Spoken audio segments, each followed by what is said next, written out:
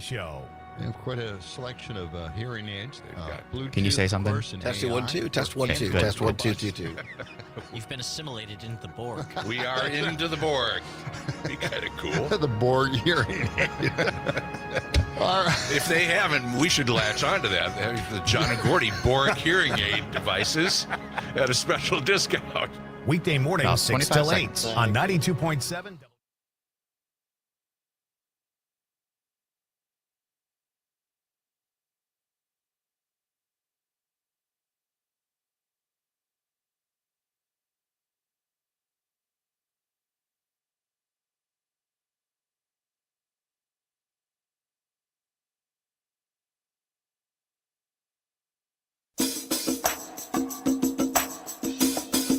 From the Civic Media World Headquarters in Madison, Wisconsin, it's the Todd Allbaugh Show.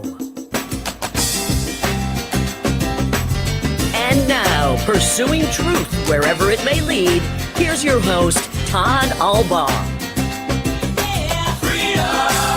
Across Wisconsin on the Civic Media Radio Network and streaming worldwide on the Civic Media app.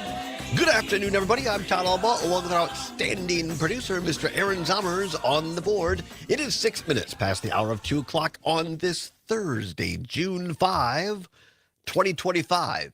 It's a great day to be a Wisconsinite. Zommers here at the World Headquarters, downtown Madison. Pretty nice day. Sun is out. Still a little smoky from that Canadian smoke.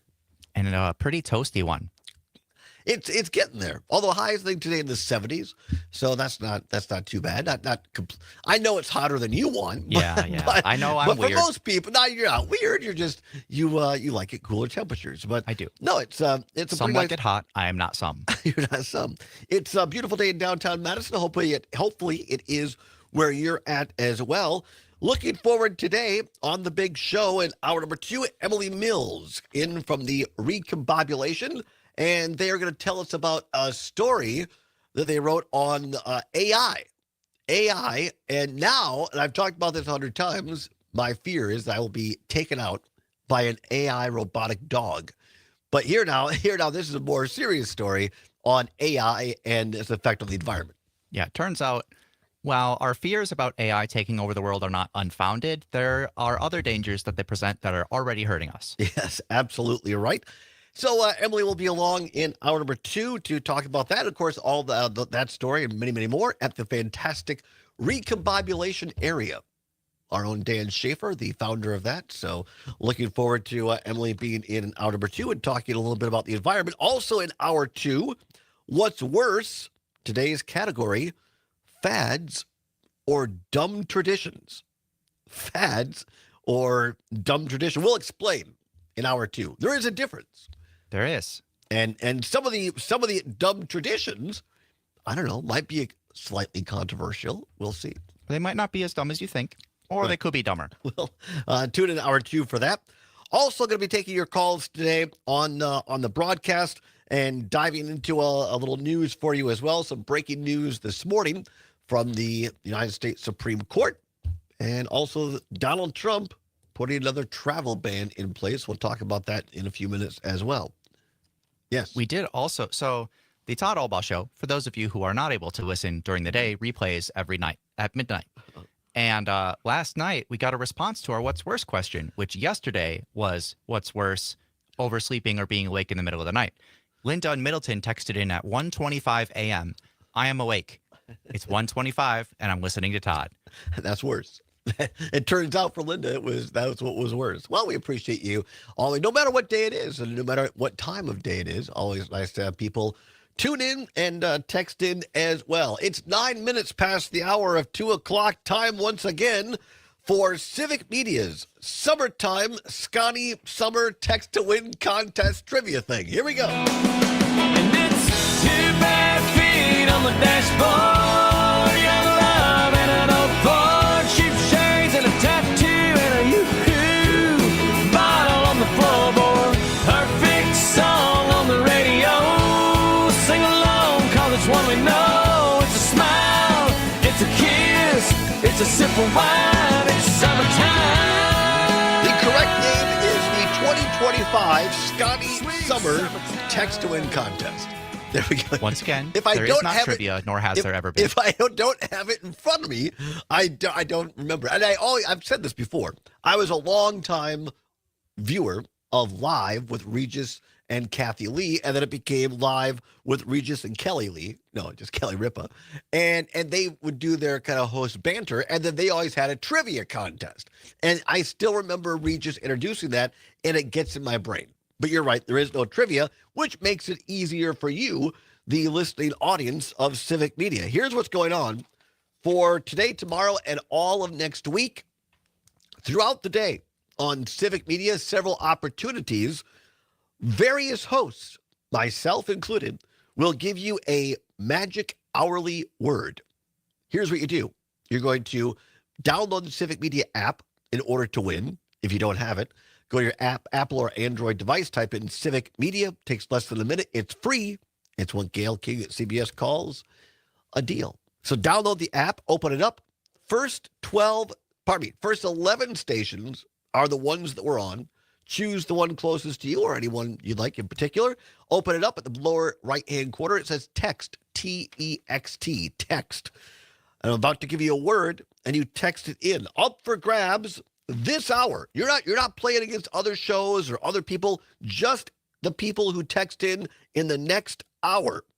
Up for grabs this hour, a crisp $100 bill is what we're about to give away. Other shows, other days, it might be a pair of Milwaukee Brewer tickets and the beautiful club level seats. And everybody who texts in is eligible for 2 fabulous grand prizes. Wisconsin vacations to either the Baraboo Dells area or the Door County Getaway area. And each one comes with a gas card to get you here. Now then, we've had several questions. Where are these vacations at? Here's what you have to do. If you want to find out, go to civicmedia.us. Yes, we're those people. It's just a little fun, right? We want you to check out because it's the Civic Media website constantly being updated, upgraded. It's learn all kinds of great information there. So go to civicmedia.us. You can find out specifically where these wonderful vacations are at, and you're going to see some news from our brand new great news director, Shali Pittman, who's been on this show, all of our fine reporters around Wisconsin, and check it out. So anyway, details on the prize and the giveaway are there. Here we go now. The word this hour is burn. Burn. B-U-R-N. Burn. It is probably too dry to burn today. Make sure you put on some sunscreen so you do not burn. Yes, B-U-R-N. Burn is the word this hour. Text it right now to the Civic Media app. Somebody at the end of this hour is going to win a $100 bill. I'm not sure if we send them the bill or I'm not sure how that works, but you win $100 if you are the selected. And remember, the computer randomly selects the winner of this hour and every other hour, and also of the grand prize contest at the end of next week. So why is that important? Because if it was up to Zommers and I, we'd just, if you got a letter wrong, we'd still say, we know what they meant. But because it's a computer, you must spell it exactly correctly to be eligible. So text carefully. Text the word burn, B-U-R-N, burn, right now to the Civic Media app. And somebody at the end of this hour is going to win $100. And then you're eligible for those 2 grand prize getaways to either the Baraboo Dells area or the Door County Getaway area. So good luck and dial carefully. And remember, we give away, or we have chances for you to win throughout the day. Pat Kreitlow show there you go. I'm saying the old name. Mornings with Pat Kreitlow, 6 to 9. Also, Mino and the Mayor in the Green Bay Oshkosh market, and John and Gordy here in Madison.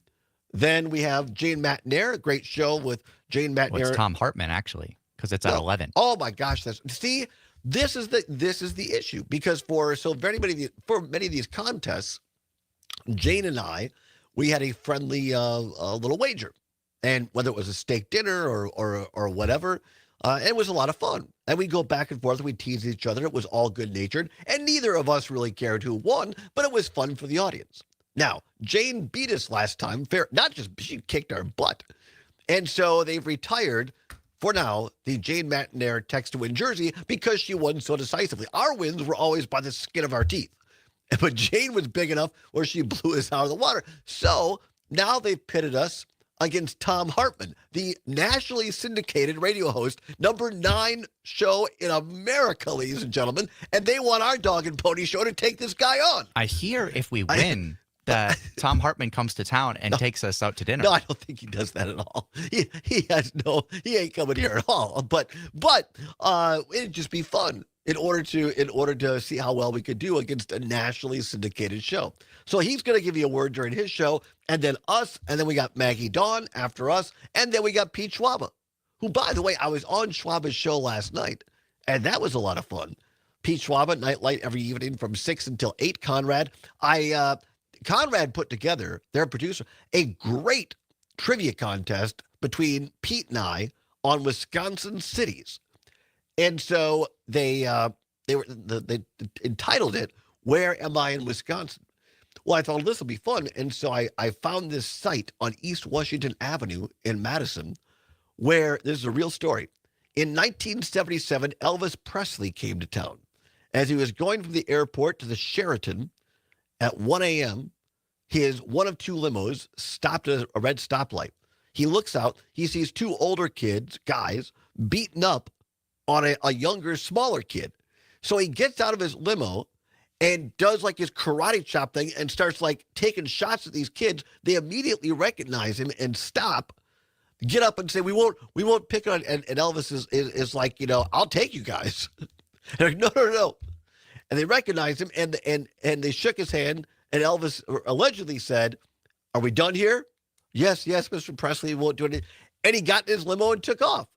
And so now there's a marker, a marble marker, like a small cemetery marker at this spot at the intersection of Highway 51 and East Washington Avenue. So we did our little remote broadcast with Pete from there last night, and it was a lot of fun. And by the way, I barely beat Pete in the contest by 1 vote, or by 1 answer.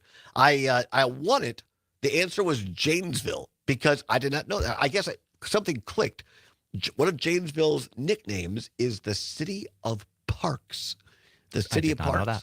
Because and the only reason I got it was because our friend, the late, great Tim Cullen, state senator who used to come on this program, made a big deal about this because he and former Republican House Speaker Paul Ryan, both from Janesville, and they worked together to get funding to expand parks in Janesville.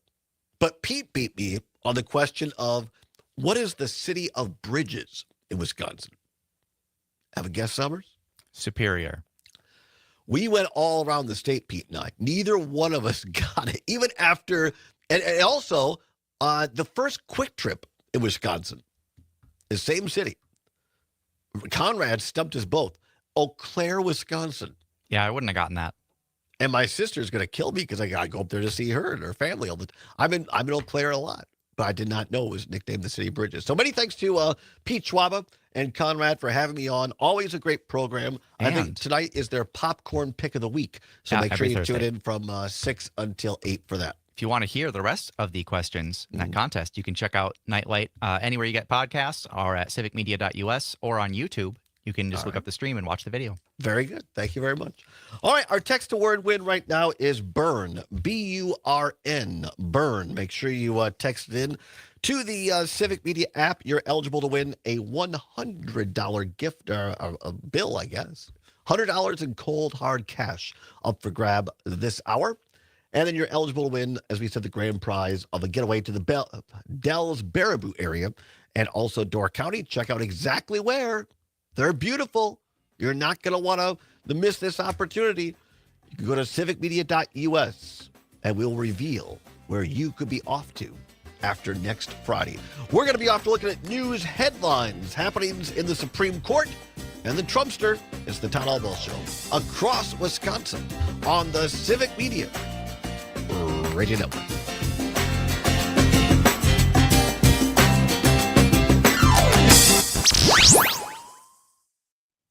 Madison's real news and great conversation. 92.7 Megan says, WMDX. usually we send checks, or at least we did for the green and gold giveaway. A check. $100 check. Spacious Which is as good as perfect cash. for families or romantic getaways.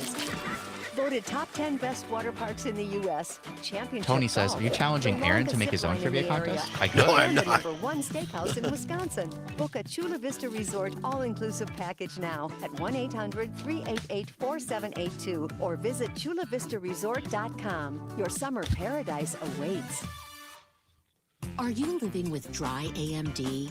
If so, you could be on the road to geographic atrophy, or GA, a condition that leads to retinal cell death and permanent vision loss. But with Izervay, you can Slow it down and get it going slower. Izervay slows GA progression by targeting a key source of retinal cell death, which may help preserve your vision longer. Izervay, or Avastin Capted Pagel, is a prescription eye injection used to treat GA. Don't take it if you have an infection or active swelling in or around your eye. Izervay can cause eye infection, retinal detachment, or increased risk of wet AMD. Izervay may temporarily increase eye pressure. Your vision may be impaired after an eye injection or exam. Don't delay. Ask your doctor about Izervay today.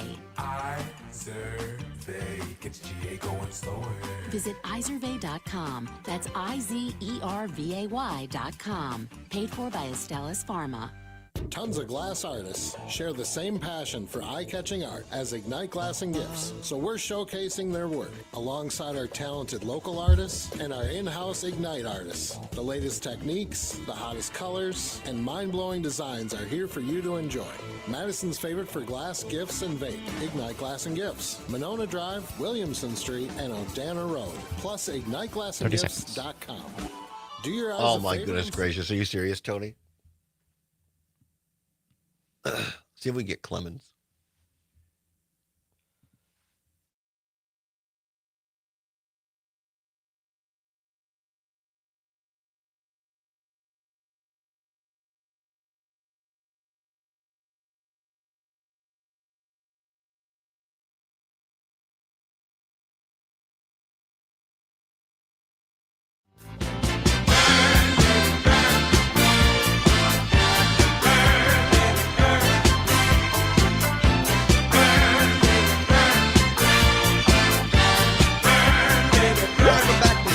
Show on the Civic Media Radio Network, 22 past the hour of 2 o'clock on the Civic Media Radio Network. Numbers on the board, dial up a little burn, baby, burn. That's the word. Nicely done.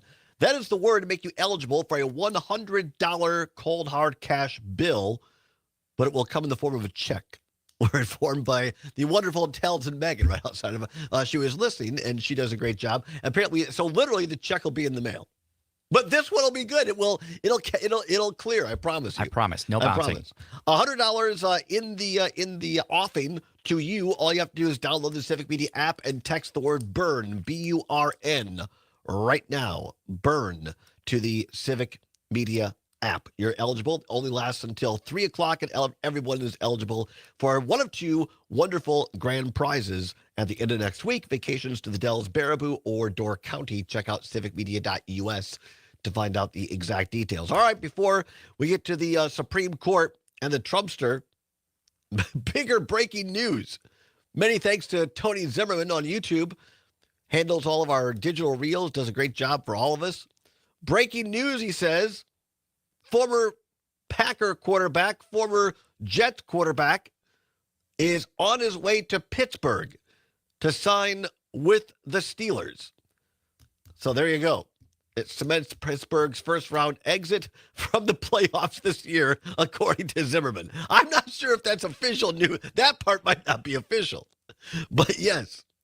This is also being verified by the NFL Network's Tom Pelissero, just posting it on his Twitter account as well. Aaron Rodgers, now a Pittsburgh Steeler. So there you go. He is, at least he didn't end up with the Vikings, right? That would have completed the Favre trifecta. Brett Favre went from Green Bay to New York and then Minnesota. So Rodgers' route, a little different. Green Bay to the Jets to Pittsburgh. Aaron Rodgers now a Pittsburgh Steeler. Going to be interesting. Going to be very, very interesting indeed to see if he can do better there. I mean, clearly Pittsburgh's a better team in terms of support around Rodgers, but we'll see if Rodgers is the real deal. So that is the drama in sports world today. I'm sure our sports reporter Mike Clemens, as well as Jimmy Kuska, will be following that and bringing us updates at the bottom and top of the hour. All right, some breaking news this morning, a couple of hours ago. So I mean, maybe not breaking anymore, but new news today, this morning, out of the U.S. Supreme Court. This from an Arizona perspective, because, of course, many this implication will have effects on Arizona. It says after the U.S. Supreme Court blocked Mexico's $10 billion lawsuit against top firearms manufacturers, some Arizona lawmakers are reacting to the decision. And by the way, this was a unanimous ruling this morning on this one. So there's no ambiguity about, well, this is Trump's Supreme Court doing this. No. This was a 9-0 decision, unanimous. It says the unanimous ruling tossed out the case under U.S. law that largely shields gun makers from liability when their firearms are used in crime. Big-name manufacturers like Smith & Wesson had appealed to the justices after a lower court let the suit go forward under an exception for situations in which the companies are accused of violating the law. One of the Arizona Senate Republicans released a statement commenting on the decision, quote, as a victory for Second Amendment rights and our nation's sovereignty. Arizona's legislature had joined 26 other states to urge the Supreme Court to end Mexico's lawsuit. So we'll see. The Giffords Law Center, of course, Gabby Giffords, who herself is a victim of gun crime, and the former member of Congress herself on the Democratic side, the wife of Mark Kelly, United States Senator from Arizona. The Giffords Law Center, a nonprofit organization that promotes gun violence prevention and for gun safety laws, said the decision still allows for gun companies to be held accountable if they break the law. Quote, today's decision will end Mexico's lawsuit against the gun industry, but it does not affect our ability to resolve to hold those who break the law accountable, said David Pustino, legal director and deputy counsel for the Giffords Law Center. He went on to say, quote, the justices did not give the gun industry the broad immunity that it sought. Instead, they reaffirmed that the victims of gun industry misconduct can hold lawbreakers accountable in court. All survivors, the United States and Mexico and elsewhere, deserve their day in court, and we will continue to support them in their fight for justice, unquote, unquote. Again, that from the Giffords Law Center. In a daily briefing, the Mexican president pointed to another suit the country filed in 2022 against 5 gun shops and distributors in Arizona. There are 2 trials, she said. We're going to wait and see what the result is, and we'll let you know. The 2022 lawsuit named Diamondback Shooting Sports, amongst others. It claims the Arizona gun stores ignored several red flags, allowing straw sales, as well as bulk and repeat gun purchases of weapons that ended up in Mexico. Look, I'm not an attorney, don't play one on the radio or anywhere else, but who is Jim Santel.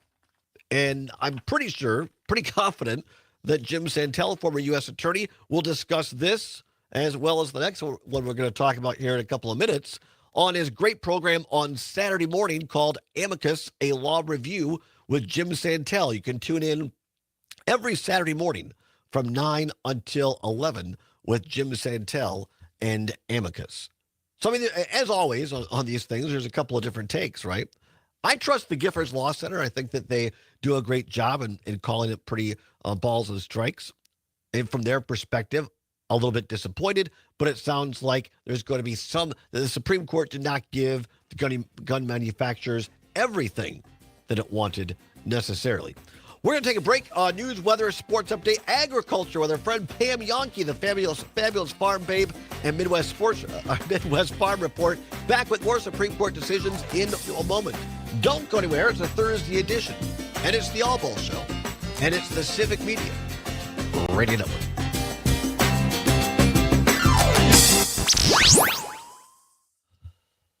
You're listening to 92.7 WMDX. You can always continue the conversation on social media. Share your thoughts when you find and follow Civic Media on Facebook, X, and Instagram. Plenty of Wisconsin farmers still concerned about the tone that's been set with the Make America Healthy Again Commission report. I'm Pam Yankee with a quick update on what's happening in food and farming news on a Thursday. One of those, Doug Rebout. He is the president of the Wisconsin Soybean Association. Rebout says that with more and more consumers generationally removed from where their food comes from, Tony put it on here, and I looked it up on here, so I just said it. I said it. Hey, see if we can get Clemens. This is the money we're investing in technology into our equipment to make sure we are producing a safe and affordable product. And that's the big thing right there, that affordability. We need to make sure that what we're producing on the farm, people can afford to eat. And with these studies coming out, that's great. That's going to make it tougher. That's going to raise the price of food with these studies coming out. Doug Rebout, farmer in Janesville, also president of the Wisconsin Soybean Association. He said he is going to be watching reaction and progress from the Make America Healthy Again Commission report because he says, obviously, it could impact his farming future. On a dairy, decisions are never made in a vacuum. Your products, technologies, protocols, they're all connected. Or at least they should be. Introducing Empowered Dairy from Merck Animal Health. We have Mike Clemens on the horn. Solution portfolio in the dairy industry.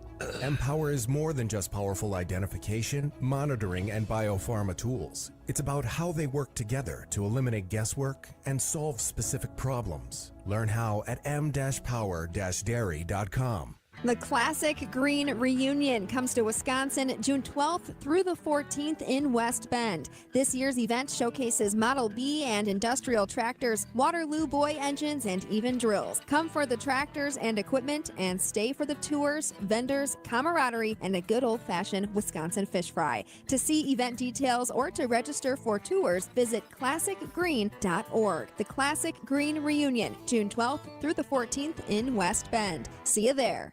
And the Association of Equipment Manufacturers showing support for legislation that would establish a dairy innovation fund here in Wisconsin. The legislation would help small and medium-sized farms invest in next-generation agriculture technology that creates a zero-interest revolving loan program through the Wisconsin Economic Development Corporation that would allow dairy producers to upgrade outdated equipment, adopt precision agriculture tools, and modernize manure management systems.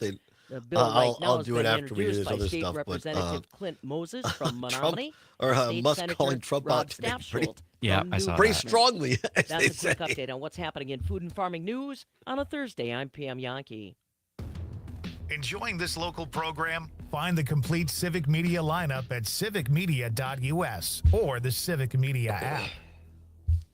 Partly cloudy this afternoon. Our high today in the upper 70s to near 80. Clouds will increase just a little bit here by later this afternoon. Tonight, mostly cloudy. We'll drop into the mid to upper 50s. Tomorrow, scattered showers or a thunderstorm with a high in the mid to upper 70s. Have you uncovered evidence that anything was signed without Biden's knowledge? He said, I don't think Biden would know. Said, I'm asking if you've uncovered any information. He said, no, but I've uncovered the human mind. Lily Roberts, she's from the Center for American Progress Action Fund. They're trying to pretend that this bill would be good for the working class because of this really small carve out to our tax laws. The no tax on tips piece does not at all even come close to addressing the problem of wages in this country. A third of workers who work for tips don't make enough money to pay taxes at all. The Maggie Dawn Show, weekday afternoons 4 until 6 on your local Civic Media radio station and on the app. Every year, millions of pets go missing, leaving families heartbroken.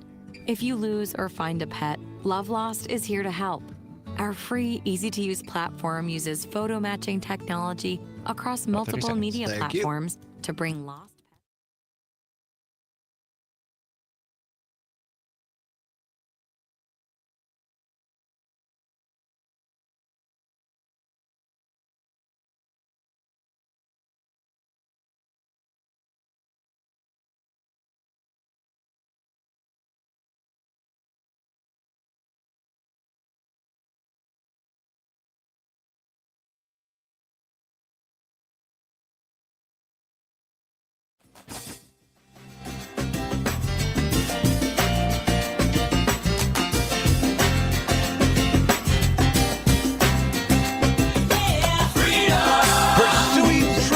wherever it may lead and having fun doing it. Welcome back to the Todd Allbaugh Show across the Civic Media Radio Network across the great state of Wisconsin. 35 minutes past the hour of 2 o'clock. Aaron Zommers on the board. Todd Allbaugh behind the mic. Glad to have you along. Going to continue on looking through some of these Supreme Court decisions that were handed down this morning. So especially this one on Supreme Court making it easier to claim reverse discrimination in employment in a case from Ohio. But first, want to check in on the other breaking news of the hour happening just moments ago, coming across the wires. News of former Packer quarterback Aaron Rodgers, who followed Favre's footsteps on to New York. Where will he go next? Live on the phone, our great sports reporter. Nobody knows the NFL better, particularly the Packers, our very own Mike Clemens. Mike, thanks for joining us. Hi, Todd. It's always great to have you along. Tell us what you know. Tell us anything details you can have. Is this seem to be a real deal where Aaron Rodgers goes next? Well, ESPN's reporting this afternoon that Aaron is going to report to the mandatory minicamp next week with the Pittsburgh Steelers. So our long national nightmare is finally over. We know he's not going to be a Viking. Is that what you're talking about? I want to tell you, I was standing out there at Packers OTA practices the other day, and after I saw Jordan Love wing one about 55, 60 yards in the air and hit Jaden Reed in stride, and then hit a really nice rocket in the backhand corner for like a 2-point conversion to Romeo Doubs, and Doubs, like celebrating like he got past all the secondary and got open and scored on that. And they're all like, yeah, nodding their heads, and all the offense is running off the sidelines and celebrating, while the defense is walked off the field. Right. I mean, Love looked really sharp. Then, in the next wave, they brought in Malik Willis with the ones, the backup quarterback, and he moved the ball down in a 2-minute drill. Wow. Making some nice mid-range passes left and right. And I looked over to one of the guys from the Packers, and I said, do the Pittsburgh Steelers currently have anybody at quarterback better than Malik Willis? I mean, it's like, isn't it like Mason Rudolph and Will Howard, the kid from Ohio State? I think he went in the 6th round, and I think that they picked up that guy from that 2 or 3 year guy from the Dolphins, Thompson, Skylar Thompson. But my point is, what is Mike Tomlin thinking? Right. Obviously he must have assurances privately with Aaron, but Aaron has just decided to drag this all out, and I will take his word about there's someone new in his life, maybe a girlfriend, and there's some family and some people that are battling cancer, and he wants to be a better person that way, to be available for family and all that. Okay, that's all fine, but he pulled this crap with the Jets, right? A year ago at this time, Robert Saleh, good head coach, close friend of Matt LaFleur, has to explain to the New York press, where's your quarterback for mandatory minicamp here, coming back from the torn ACL, or the Achilles rather, the Achilles. Well, he's not here right now, and yes, he's going to be fined. And people are like, well, it's just a minicamp, Aaron Rodgers doesn't need this. No, it's not whether Aaron Rodgers needs the reps. It's the receivers and the rest of the team around him. Yeah. And how did that turn out last year with the Jets? Well, let's see. They fired Nathaniel Hackett, the offensive coordinator. They fired the head coach. They fired the general manager. They fired the interim coach. Yeah. They blew the place out. And the new regime came in and said, Aaron, we don't even want you in the building anymore. Yeah. It was incredible. Is Saleh still with the Packers? I know that LaFleur hired him like as a consultant or something. Is he still with them? Who? The former head coach of New York. He went back. No, he's working for Kyle. He went back to the 49ers. He's a defensive coordinator, highly paid defensive coordinator I'm sure. of the San Francisco 49ers. So he's back with the 49ers. Interesting. Reports are that we're seeing it's a 1-year deal with Pittsburgh and not seeing any money or anything involved. But I agree with you, Mike. I just obviously Mike Clemens or Mike. I'm on serious sinus allergy meds, Mike. I apologize. Obviously, Mike Tomlin has. You got any to share? I only wish. Tomlin's a successful coach, a smart football guy. He's been at Pittsburgh forever. But I got to wonder, like, former Wisconsin defensive guy, T.J. Watt, who, I mean, there's some real talent on Pittsburgh. And you got to wonder, like, oh, my gosh, do I want this drama coming into our locker room? Well, and and Aaron Rodgers has always admired Mike Tomlin and the way he's run that franchise. You know, Mike has been there. He was actually just a little bit younger than McCarthy, but those two guys got hired in Pittsburgh and in Green Bay about the same time. And look how long Mike Tomlin has lasted through there. But that franchise still has not figured out how to replace Ben Roethlisberger. And they held on to Ben Roethlisberger probably a year or 2 years too long. Yeah. Meanwhile, I'm standing out there watching Goody and LaFleur looking at Love and Malik Willis and like, quarterback? Yeah, we got that taken care of in Green Bay. Right. We got that. Yeah. And we're not waiting for some 41-year-old, to say, well, I don't need the OTAs. Right. Well, the people around you need you. And this came down to his last year in Green Bay, where, he 1 year it was like he and Gutekunst were getting along. Mm-hmm. And then what turned out to be his last year is like, I don't need to be there for the OTAs. And so when we got about 2 weeks into training camp, I said, all he did was complain about the receivers. They're too young, they're making mistakes here, and they need to get their act together. And at the point I said, look, I remember when Brett came into training camp, it'd take him about 2.5 weeks to get it going, mm-hmm. right? And he nodded and smiled. I said, you, day one, you look game ready. And he smiled. And this is all true, Todd. Yeah. This is all accurate. Aaron Rodgers will report, and he will be in terrific shape, and he will dazzle the Steelers camp. He'll do his magic tricks. Mm-hmm.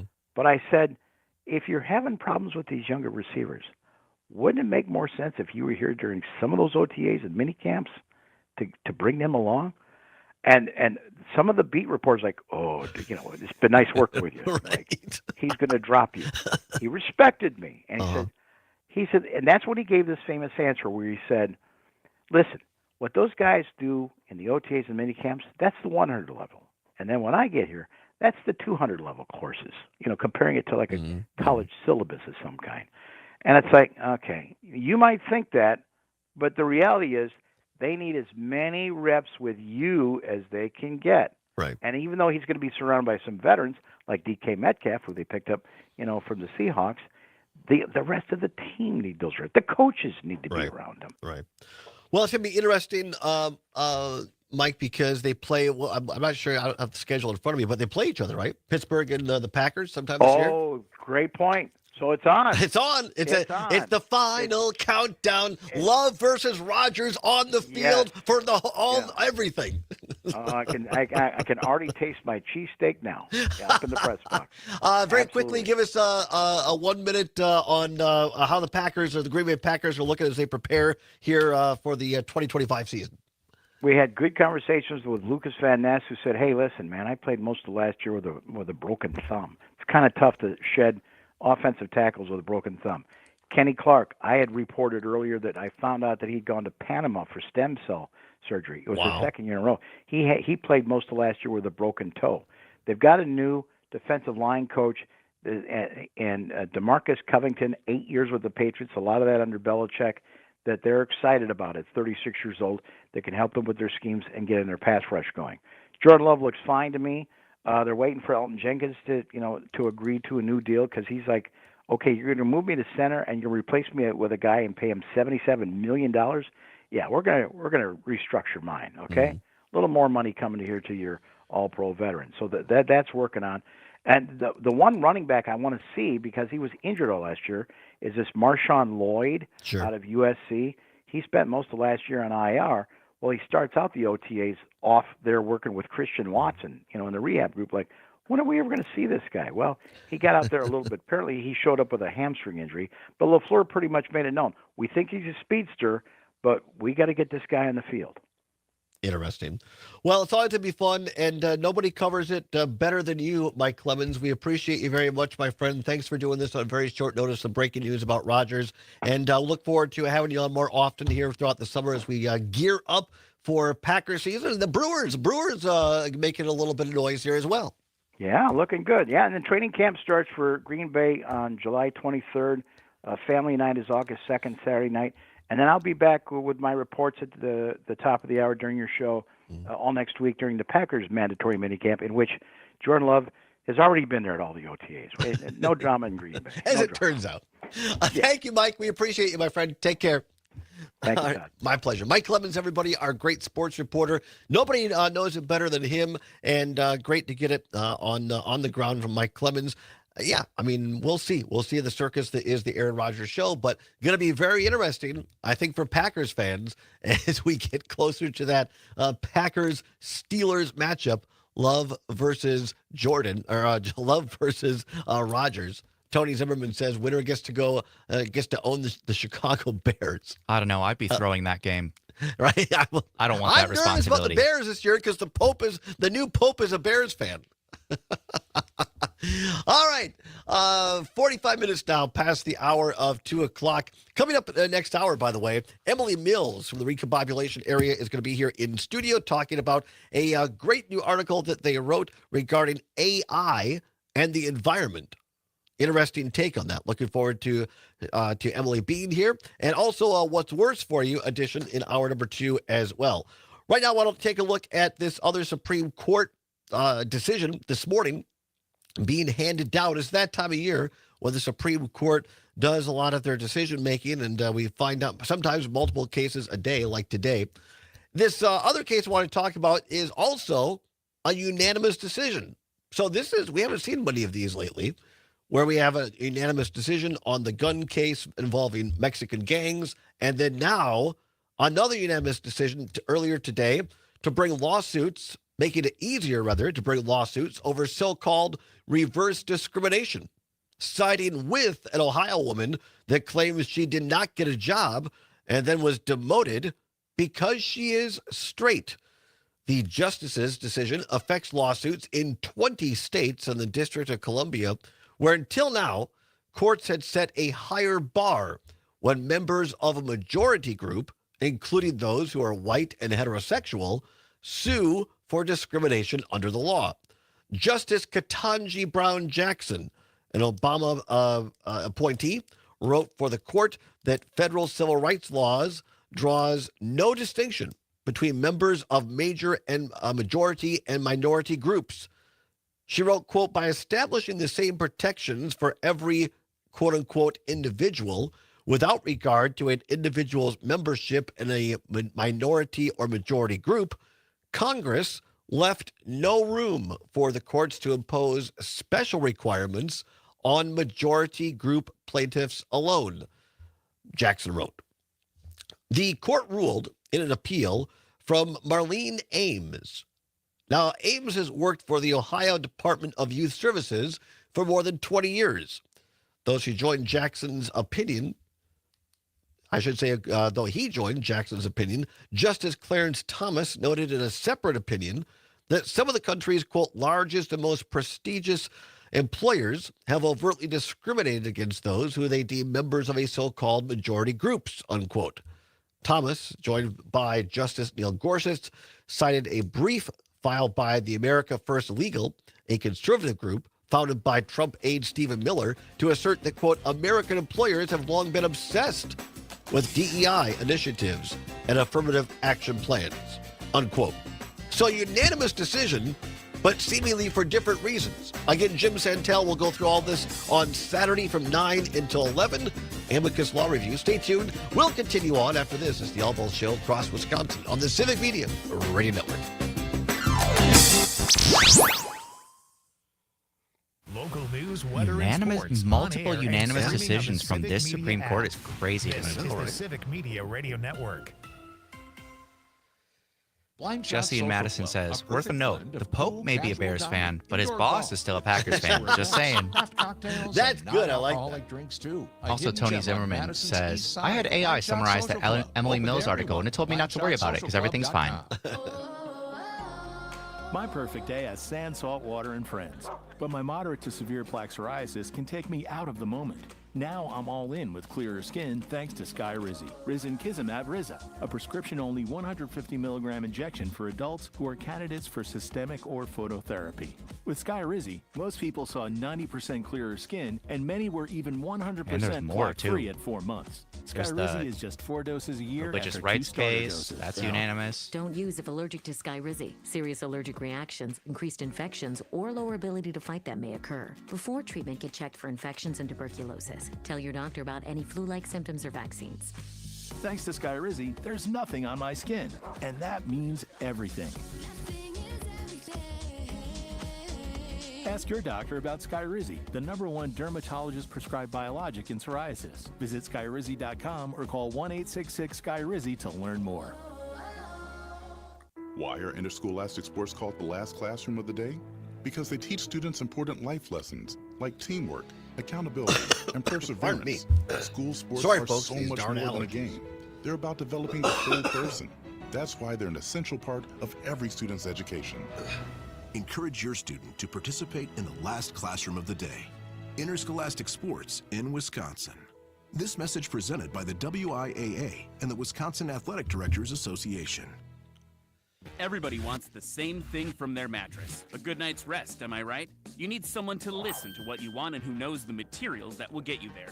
At Verlo, we're your friendly neighborhood mattress genius. American made, locally crafted. Welcome to Verlo. Hey, Gordy. How you doing? Oh, Arthur, great. Great to see you. What are you doing in the studio? Well, I need to talk to LA you about Tom doing says a it well. commercial. Stupid Okay. allergies. Well, you know, I get know, a right? commercial on the air here. You just go down to the sales department. It's right next to the bathroom.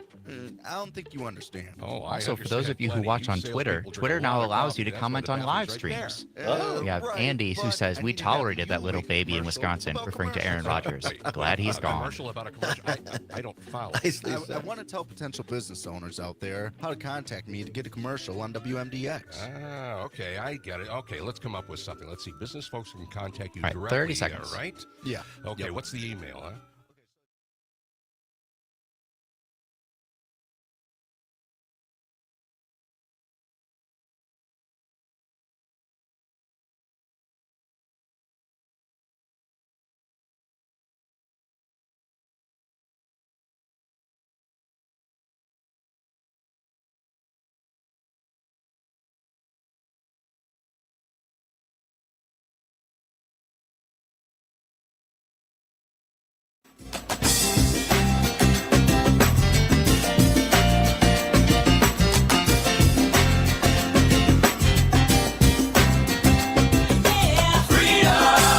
Across Wisconsin, pursuing truth and having a little fun while we do it. It's the Allbaugh Show, along with Zommers on the Civic Media Radio Network, where it is now 8 minutes before the hour of 3 o'clock. And hour number 2, going to be joined here at the desk in studio by Emily Mills. They are with the recombobulation area and going to be talking about a story that Emily wrote in regards to AI and how it is affecting and could affect the environment. Very interesting stuff. Going to be talking to Emily in hour 2. Also, another edition of What's Worse coming up as well. Aaron Rodgers on his way to Pittsburgh to sign with the Pittsburgh Steelers in the ongoing Aaron Rodgers saga. Many thanks to Mike Clemens for being here to break that news. Jeff Perry, our friend and ongoing contributor on Facebook, says upon hearing that he's going to the Steelers and apparently confused, Donald Trump just slapped a 50% tariff on Aaron Rodgers. I did not know that.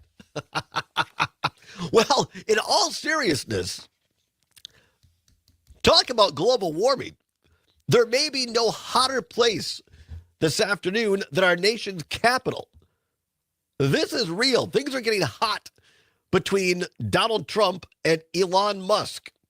Of course, Musk announced last week he was leaving the doggy, or the Doge, however you want to pronounce it.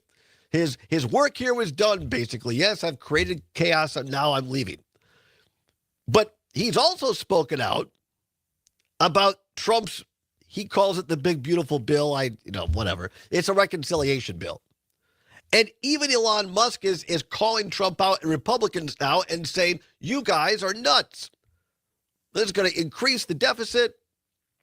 Don't pass this. So now it's getting nasty. This morning, and this afternoon, actually now, Tesla, this is 5 minutes old from CNN.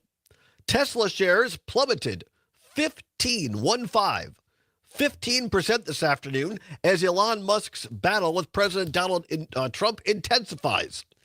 Trump threatened in a social media post to target Musk's business empire.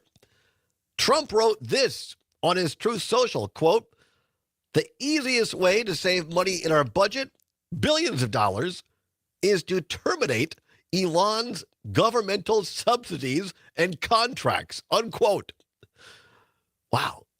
Now when they were together, when they were a couple, a bromance, Trump defended all that. Said, no, it's fine. Now, what do they say? The stem is off the rose? Something like that?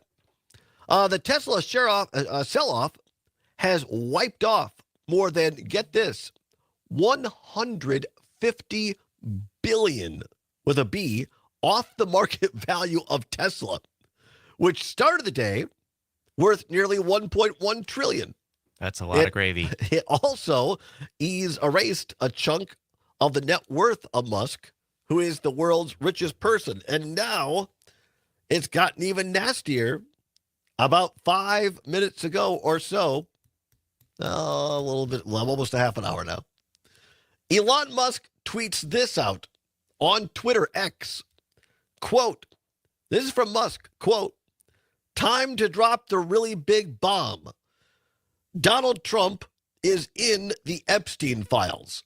That is the real reason they have not been made public. What? All right. Have a nice day, DJT! Exclamation point. And by the way, he put the @RealDonaldTrump thing on there. So to make sure that he tagged Trump so he would see this. Again, while they were together, Trump and Musk, oh no, everything's fine. There was no mention of Donald Trump. Of course, if you're not familiar, Jeffrey Epstein, who went to jail for sex trafficking, lots of it, on his remote island in a plane, all kinds of pictures with Donald Trump and Jeffrey Epstein together. Epstein went to jail and mysteriously, quote unquote, died by suicide. It happened that the cameras that were the security cameras weren't working that day. Oh, and it happened that the people that were the guards were supposed to check on him were preoccupied. Rather suspicious. And now, Elon Musk, remember, here's a guy who has a lot of information. During Doge, he got a lot of people's information, including, I would assume, Donald Trump, and he was on the inside in the inner circle. So Elon Musk is saying that that Trump is in the Epstein files. Trump is threatening to cancel billions of dollars in Elon Musk's governmental contracts. Stay tuned next hour. This is a real life drama here. But what's that meme with the popcorn? Just sit there and eat popcorn this afternoon. It could get very, very interesting. But again, what fascinates me is the fact that these things, the Musk contracts, the Epstein files, and the connection with Trump, while they were together, Trump and Musk, oh no, they defended each other. Everything was fine. Now that they've broken up, this is like one of those celebrity divorce things. Only it's real. A lot more consequential. A lot more consequential. Unfortunately. Yeah. And where does Vladimir Putin fall in this menage a trois? Oh, he's definitely the mistress. There's a reason Trump named his new security initiative, defense initiative, the Golden Dome. They tried that with a golden shower was floated, but didn't take. So it's very interesting. All right, come on back in hour number 2. Get very interesting as well. Emily Mills is going to be here from the recombobulation area, talking about a great story that they wrote when it comes to AI. You know, I'm not a big fan, and how it relates to the environment. Stay with us. It's the Todd Allbaugh Show for the Thursday, June 5th edition on the Civic Media Radio Network. Together, wherever, together, wherever we go.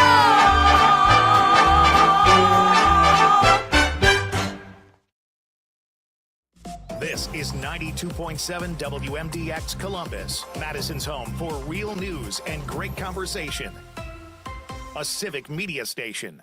Hey, ABC News, I'm Michelle Franzen. A fallout between President Trump and Elon Musk over the budget bill. It was really striking to hear President Trump seem to turn on Elon Musk there. He has been quiet for the last couple of days as Elon Musk has been criticizing the signature piece of legislation for the president's whole term right now. This is the big domestic agenda bill, the big tax policy bill. Elon Musk has called it an abomination, has been encouraging people to reach out to lawmakers to kill the bill. The president there said multiple times he is very disappointed in Elon Musk. ABC's Karen Travers. A judge in Massachusetts granting bond for Milford High School student Marcela Gomez de Silva.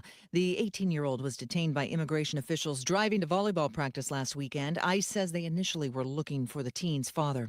An IDF spokesperson says Israeli Defense Forces are currently attacking what it calls Hezbollah targets in Beirut and buildings that make drones. This is ABC News. This is your local Civic Media radio station. Want to hear even more? Anytime? Find all of it at civicmedia.us. For 92.7 WMDX News, I'm Savannah Tomei Olson. Negotiations between Governor Tony Evers and top Republicans have hit an impasse. Last night, key GOP leaders said talks have hit a wall, despite what they called good faith negotiations.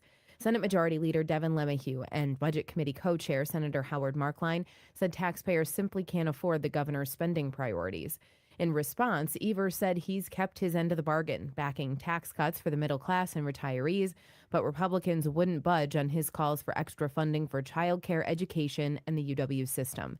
Wisconsin currently has the largest budget surplus on record at more than $4.5 billion. The Joint Finance Committee already stripped hundreds of items from the governor's budget.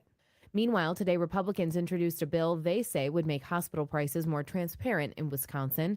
A study from the Wisconsin Manufacturers and Commerce Foundation found Wisconsin has the fifth highest healthcare costs in the country.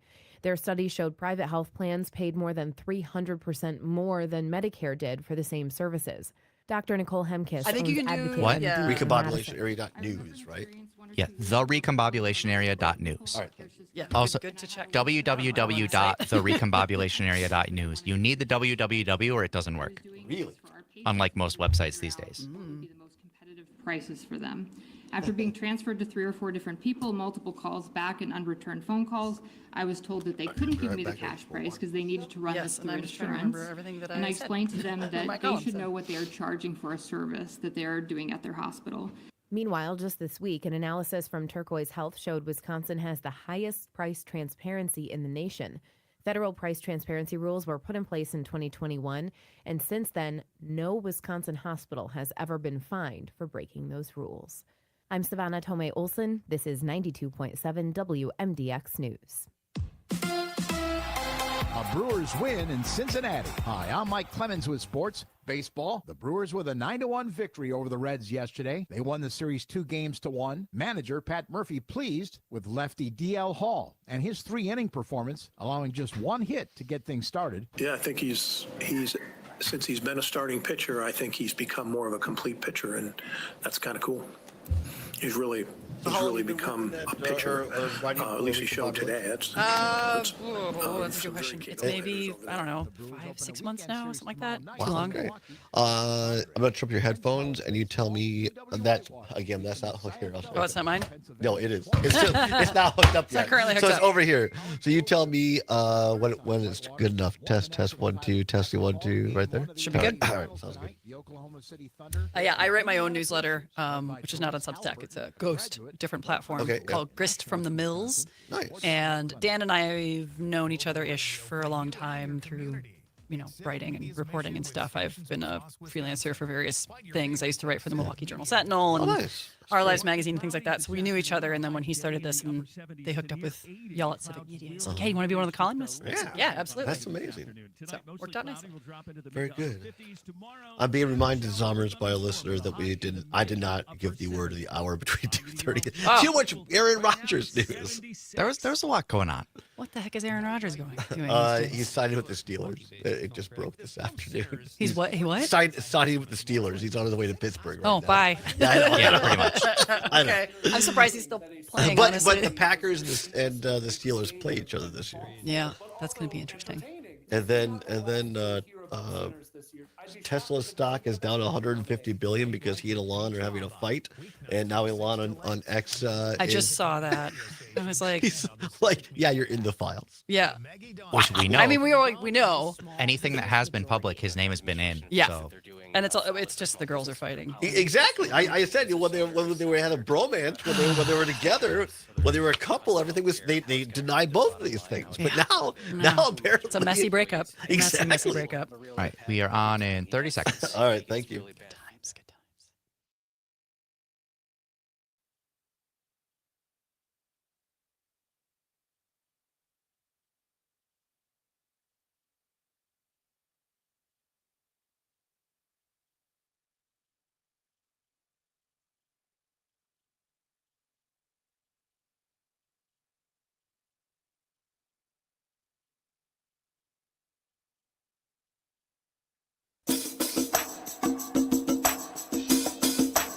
From the Civic Media World Headquarters in Madison, Wisconsin, it's the Todd Allbaugh Show.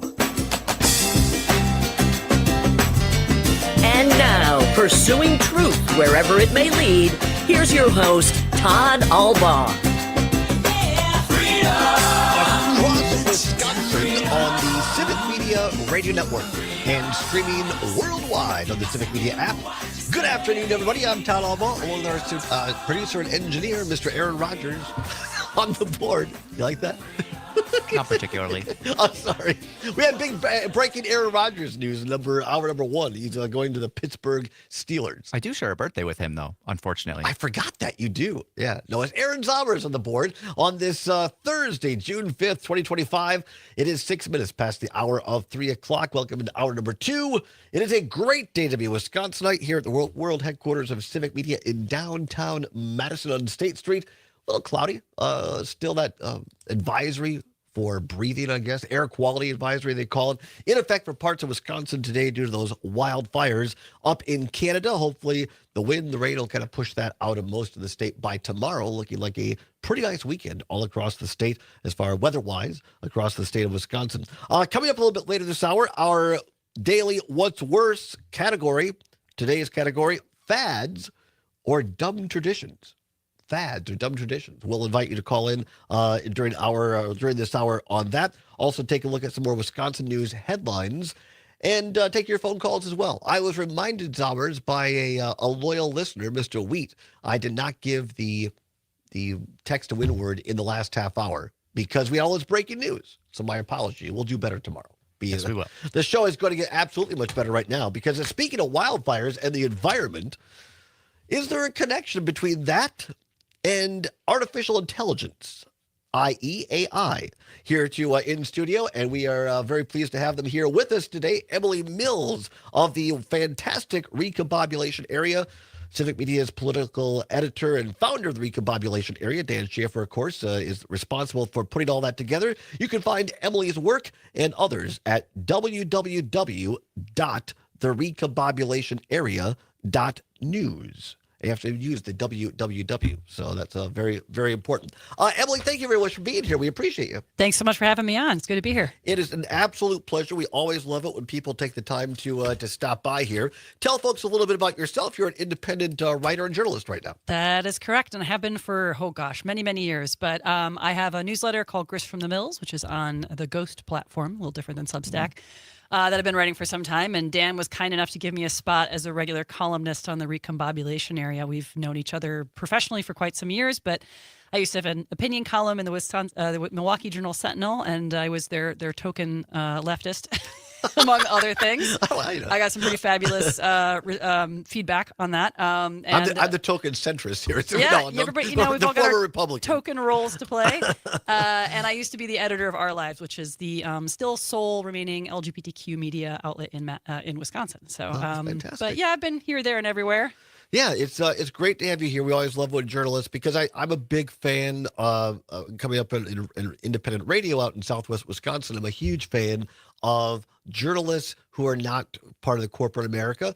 I've voiced frustration on this program before because I think there are intimidation factors going on in the current administration, but that's not why you're here. The point is, as an independent journalist, you can suss these things out, and with platforms like the Recombobulation Area and hopefully Civic Media helping out as well, we can get this information out. Absolutely. I think having robust, independent, and nonprofit media in particular is a really essential part of a healthy democracy, frankly. Yeah, no, I could not agree more.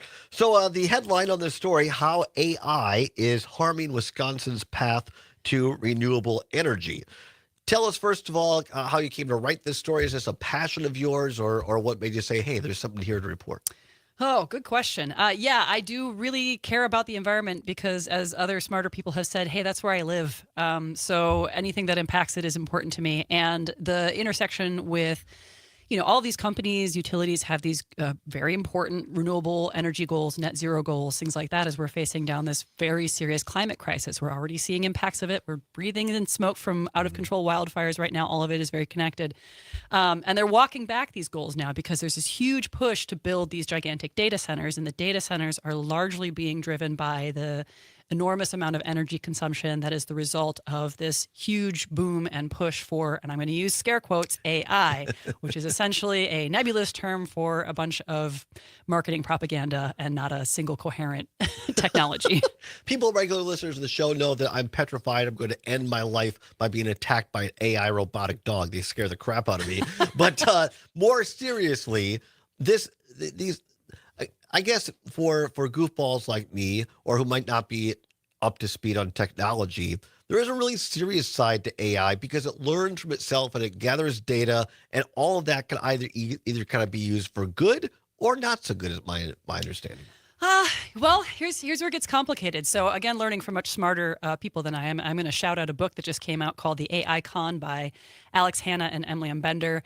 Is a really great, very approachable, very it's funny and it's smart and it's not overly academic look at all of the hype around AI, and very clearly defines like what it is not, and so much of what we're hearing is not true about what it can do. And there's this really concerted push and propaganda marketing to make people think that it's smarter and more human-like than it is. I mean, anything that has quote unquote language, we are prone to thinking of, well, that's got to be some human quality to it, or it's gonna take over. It's gonna be Terminator 2, or it's gonna be HAL 9000, or anything like that, right?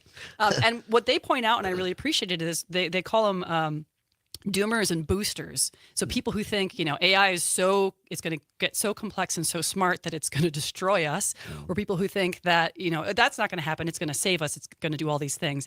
And the doomers and the boosters are essentially the same side of two sides of the same coin, where it's like they're both still claiming incorrect things about what AI can and can't do. And a lot of it is just marketing flim-flam. Like it is spicy autocorrect. It is stochastic parrots is one of the things they call it. It's not actually performing a lot of what we want it to do. And it's really essential that we ask, like, what are the inputs? What are the outputs? What is the purpose of this thing? Is it saving us time in the end? Is it actually doing what we want it to do? Is it just offshoring jobs to people who are being paid a lot less to work behind the scene in these ghost jobs to actually run what it's doing? And also the fact that, back to the point of this column, and the reason I wrote it is it takes up a ton of energy to run these data centers that power these tools like ChatGPT and Copilot and all these other things. So Microsoft, for instance, wants to build this huge data center, is planning to build this huge data center in Wisconsin. And in order to power that data center, We Energies was like, well, shoot, we need more power. We need bigger plants. So as they're getting ready to shutter some of these coal power plants, they want to build these natural gas plants, which, yes, technically pollute a little bit less than coal plants do, but they aren't in line with the renewable energy goals that we've set that are so crucial to save ourselves from the actual threat of climate change. Yeah, exactly. We're talking with Emily Mills, who is an independent journalist and writing for the Recombobulation Area. This very intriguing story on how AI is harming Wisconsin's path to renewable energy. So specifically in your reporting, what did you find? Is it that the power used to create these data centers, or is it something independent where AI is going to suss out weather forecasting or something like that? I wish. It's just it's a data aggregator, and it requires existing information from human beings to do its job, and oftentimes it's stealing that information without abiding by copyright or intellectual property laws. But you still need human beings to actually, gather and interpret this data and to use it in a way that's effective and important. And, if you can't just rely on AI to do it all, it makes so many mistakes, it makes things up. And we're seeing the impacts now. I know the National Weather Service, faced a bunch of cuts under DOGE, and there was a forecaster in Florida the other day who said, look, I'm not going to be able to tell you much about the hurricane season because these massive cuts to the jobs and the funding for these essential roles, AI can't replace that. Right. I mean, they're trying to sell it that it can. And so, of course, these corporate leaders who want to save a ton of money and lay off a bunch of people and just like have some computers doing it are like, great, let's do that. But in the end, it doesn't actually work. Yeah. We have a lot of proof that it doesn't work, and a lot of people pay the price for that in the end. So we need good forecasting, among many other things. Years I've had a lot of people know I have a mutt resume, as I call it. About 8-9 years ago, I was between jobs. I drove Uber for about a year. I think everybody should do that. I think it's very, very interesting. But I picked up a guy on the far west side of Madison in a beautiful, beautiful palatial home, a hideaway. Like he was coming downtown, and we just got talking, and he was very talkative. It was fine. The long and the short of it is, he made all this money because he worked at, it was 8 years ago in AI technology and computer and forecasting, and he was getting paid from major insurance companies because what they wanted to know is where, with climate change, which they acknowledged, where are the storms going to go so that we don't sign people up for insurance? Yeah. I mean, if you live in the Gulf Coast and parts of Florida, it's already getting almost impossible to get flood insurance, hurricane insurance, things like that. Places that have been really struck by wildfires out west, it's like impossible to get fire insurance because, yeah, it's too expensive for them in their business model to insure you. It really is. So back to your story here. You bring up some of the PSC. Let's define that, Public Service Commission, and what their role in this. So, yeah, the Public Service Commission, Wisconsin entity that had to recently voted to approve these two new power plants that We Energies wants to put in. It's their job to sort of review these applications and see if they're in line with whatever state policy is, and also to take public input. And for both of the power plants, one in Kenosha County, one in Milwaukee County, there was 94 and 95% opposition to those plants registered with the PSC, and that's between residents in the community. It's organizations that have banded together to kind of create a coalition to oppose it. It's also some businesses. It's a wide variety of people who registered opposition. Despite that overwhelming opposition, the PSC still approved those two plants to go in. Now, help me out here because I used to work at the Capitol, but I've lost track. Is the PSC still dominated or controlled by Walker appointees, or has time elapsed enough where there's an equal number, or is it Evers employees? Do you know? Not employees, appointees. I'm going to have to say I don't know. I'm not actually sure. I'd have to get up to date on that myself. But that is always a consideration. Because I'm always intrigued by this, and I think a lot of people from the outside think, it always comes down to Republican versus Democrats. Right. And I don't think that's the case here. Yeah. I don't think it is. I think this issue in particular is complex, and I want to give a little bit of grace to people who are dealing with something that is really tricky. We do need power. I don't know what the political leanings or makeup of the current PSC is. I'd have to look into that. I haven't seen a lot of explanation for the decision yet. I'm just sort of reacting to this initial hey, why do we do this? But I think it's an interesting question, and I also think the broader question of this is a really complex issue. It's not a Democrats versus Republican thing. It is like we do need energy to power our homes and our businesses. But the thing is, in my many lives that I live, I get to see that the solutions exist. We do have the technology to do renewables and to really scale them up and to do it in a thoughtful way that takes into consideration, viable farmland and conservation and everything else. But still have enough to power what we need. What I'm seeing is that we don't need gigantic data centers to power AI that is doing us net harm, in my opinion. I'm fascinated by your reporting on this, the fact there was so much local opposition, and yet the Public Service Commission, which is supposed to serve the people of Wisconsin, still passes it unanimously. I mean, I saw this stuff. I was in the Capitol yet when Scott Walker was governor, and my former party was big on local control all the time, local control. I don't recall a bigger ignoring of local control than under the Walker administration when it came to things like high capacity wells or rewriting mining legislation in northern Wisconsin, right. Fracking. And now here we seem to be seeing this again when it comes to energy in Wisconsin. So, all right, we'll come on back, talk a little bit more with Emily Mills, independent journalist. A great story here for the recombobulation area on AI and the Wisconsin environment. Stay tuned. Madison's Real News and Great 2-minute break and back for another 7 or 6. We just changed here. 7.5. I gotta look up real quick. So the current makeup of the PS is like, oh, I'm sorry. I apologize. No. It's something I should have looked into, and I'm just like, actually, because I think I used to know, and now I'm like, I have no idea. But the fact it was unanimous, I mean, that's the point. Right. It's still an important point. Evers certainly has at least one person on there after almost 2 terms. Yeah. I think they're 10-year terms, and they I'm curious. And again, it's like it's kind of not the. It isn't. I think I appreciate you asking because it brought up the larger point that I think was more important. But just like it's not a a partisan thing.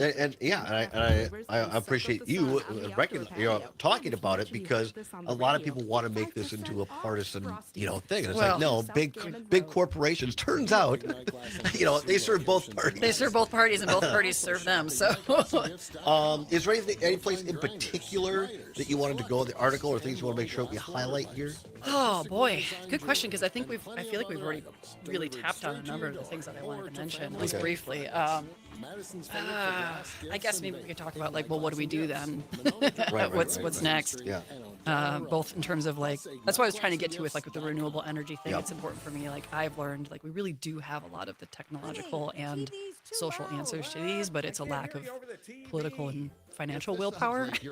I also like this paragraph here on explaining a little bit this net zero by 2030 part of it. Yeah. So I think that's kind of important. Yeah, we could definitely talk about that because it's a lot of those big Google, Microsoft have all just basically admitted now that they're not going to hit them mostly because of AI and the data center thing. We could, if you want to, given that he's in the zeitgeist today, Elon Musk's data center in Tennessee that's wicked polluting. Because they didn't get any permits for it, and they're just running a bunch of methane generators to power it. So there's a lot. And Bitcoin has all these generators too. Yeah, and AI is about to outpace Bitcoin in terms of energy consumption. So we could talk about that. All right. All kinds of craziness. Yep.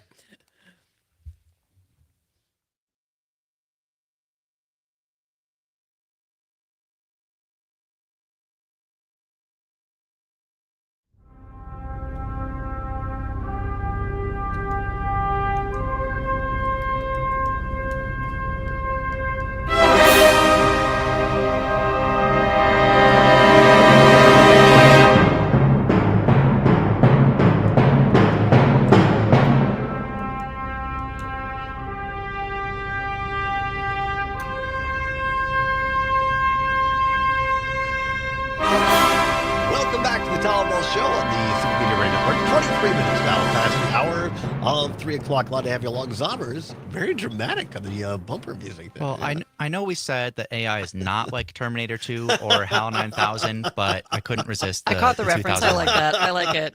He's always listening. He's always on top of it. Yeah, it was nice. Appreciate that, Zombers. Along here beside me at the World Headquarters at the desk is Emily Mills, and is with Recombobulation Area. They are a independent journalist here, and you're writing now. You've written for other places, like you say, Journal Sentinel, other places along the way.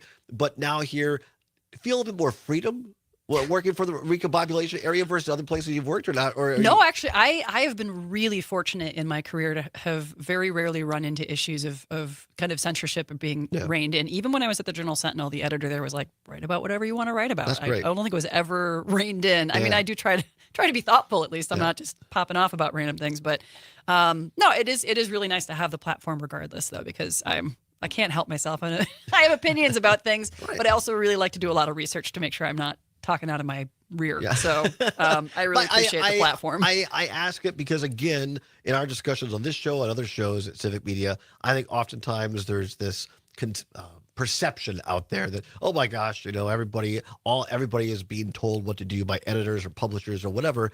I do think that in Wisconsin, at least, you tell me if you think I'm wrong. You're much more of a journalist than I am, but I think in Wisconsin, there's less of that when it comes to places like our state newspapers, and that sort of thing. Am I wrong? I think it's probably more nuanced. So if I have never actually been just a regular beat reporter, news reporter, and I think there are a lot of more, there's that constant debate about, do you present both sides of everything? Yeah. Well, what if one of the sides is actually just a lie, or harmful? But yeah, I think I have never actually held a job as a journalist that was that kind. And I know people a lot of wonderful reporters who've worked in those fields and currently work in those fields for public radio, for some of the newspapers. And there is a lot more that you have to be considering as you do it.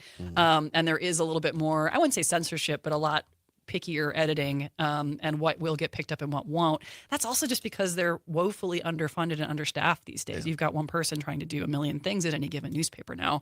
So that's you never know what the editor is going to want you to do or not.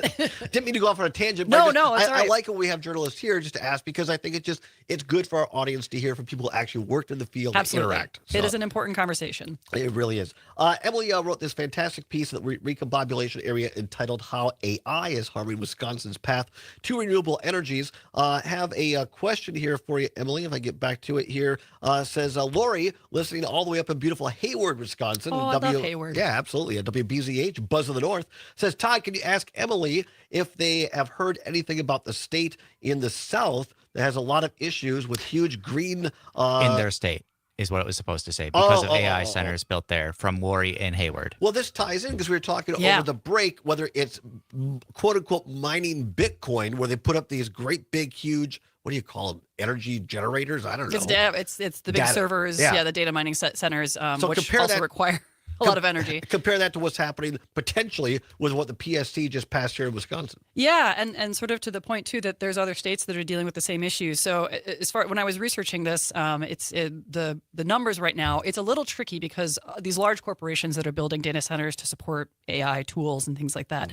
aren't being very transparent about how much energy is actually going into it. Like they're not giving any reports. They used to, but they've sort of conveniently stopped doing that in recent years. But a lot of the best estimates, and just sort of looking at what's happening and adding that up, is data centers and the energy that's going toward powering these quote unquote AI tools is about to outpace how much energy consumption it takes to do Bitcoin mining, which is quite a lot. Yeah. So we're talking, orders of magnitude, like enough power for multiple small countries basically to power themselves that are going into these data centers for these technologies. And I think what's important, you correct me if I'm wrong, and for Wisconsinites, and maybe this is why people were still opposed to it, the PSC, these are not like quiet little things. They have this annoying buzz in some of these things that can really just drive humans and wildlife, whatever, crazy. Yeah, there's the noise factor, and there's also just the air pollution factor. Right. A lot of these are the they call them natural gas, but we're talking about like methane and things like that.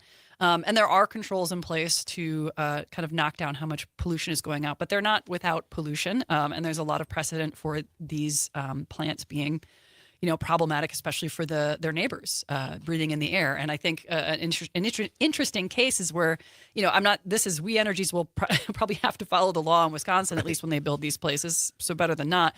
But I think the larger issue is that, a good example is in Tennessee.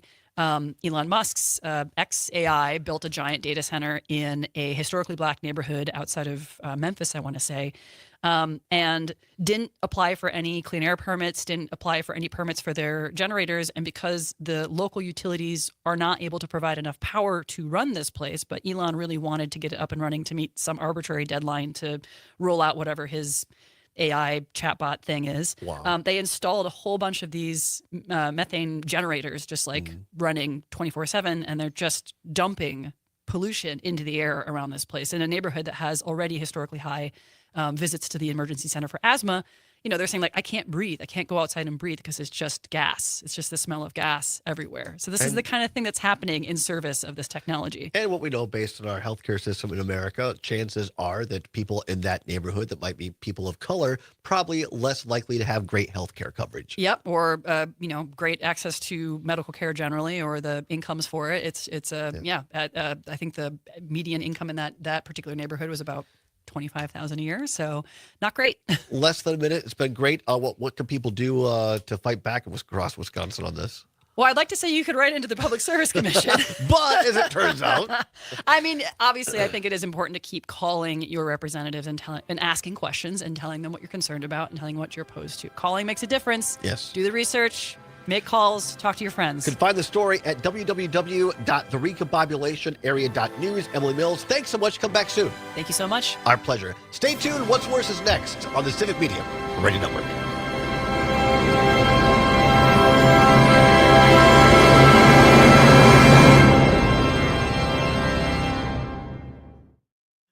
Real news and great conversation. That was amazing. Thank you so much. Great dramatic. Yes, it was.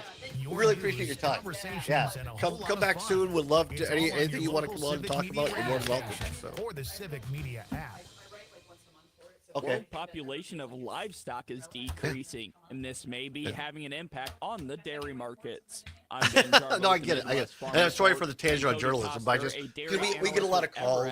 Is here to explain why these lower numbers of animals are affecting the markets. If you look at it holistically going forward, and you think the United States has been doing this for, let's say, 2 years now, and then Europe is on board, maybe they've been doing it for a year.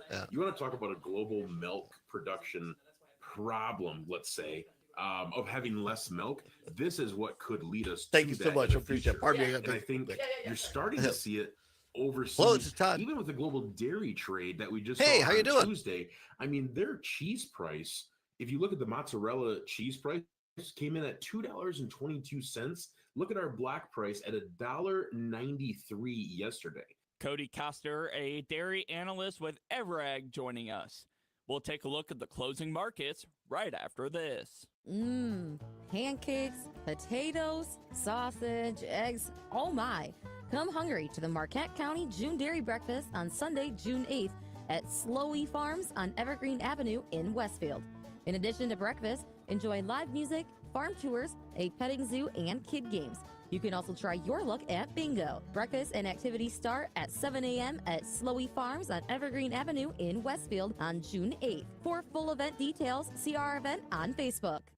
There goes Pam Yonke across Wisconsin in her Suburban truck. Thanks to Zimbrick Chevrolet, Dane County's #1 volume Chevy dealer with over 70 new Chevy trucks to choose from. Zimbrick Chevrolet East Madison, Sun Prairie, and turn down the mic. Oh, I had it down already. Be sure to keep up with Pam and her travels at MidwestFarmReport.com and on Facebook at Midwest Farm Report, on Instagram at MWF Report, or by downloading the Midwest Farm Report app. Welcome back. I'm Ben Jarbo with the Midwest Farm Report, and remember to follow along with us on all things agriculture by downloading our app, The Farm. You can download it at thefarmwi.com. Now let's see how the markets look on the close this Thursday. Grain and dairy are opposites again today, with cash corn up 3/4 penny at $4.39.5, and new crop corn up 4.5 at $4.48 1/4. Cash soybeans are up 6 3/4 cents at $10.51 3/4, with new crop soybeans. Thank you up for doing. I just didn't want Patrick Marley's number going everywhere. 33 1/4. Oh, July gotcha. Contracts are up 2 1/4 at $5.45.5. Class 3 milk is seeing losses, with July contracts down 21 cents at $18.68 a hundredweight, and August contracts down 17 cents at $19.01 a hundredweight. 40-pound blocks are down 1 3/4 at $1.92, and butter closes down 1/4 penny at $2.55. Plan on starting this segment with a song that was a fad in 2012. Really? You can always continue the conversation on social media. Share your thoughts when you find and follow Civic Media on Facebook, X, and Instagram. Partly cloudy this afternoon. Our high today in the upper 70s to near 80. Clouds will increase just a little bit here by later this afternoon. Tonight, mostly cloudy. We'll drop into the mid to upper 50s. Tomorrow, scattered showers or a thunderstorm with a high in the mid to upper 70s. I'm meteorologist Sean Cable. Right now, it's 76. The John and Gordy Show. We have quite a selection of hearing aids. Bluetooth, of course, and AI. We're Android robots. You've been assimilated into the Borg. We are into the Borg. Be kind of cool. The Borg hearing aid. If they haven't, we should let. I'm hearing that one, I feel like more than I should be, considering how many other promos are in there. At a special discount. Weekday mornings 6 Weird. till 8 on 92.7 WMDX and the Civic Media app. At National Geographic Society, We believe in the power of wonder. Yes, Cam, It drives Elon us Musk to is explore, pushes us to see the world displeased, I will differently, say. moves us to action. And we Just believe that a little today, bit. wonder is more essential than ever. All right, 30 seconds. That's why we're supporting a new generation.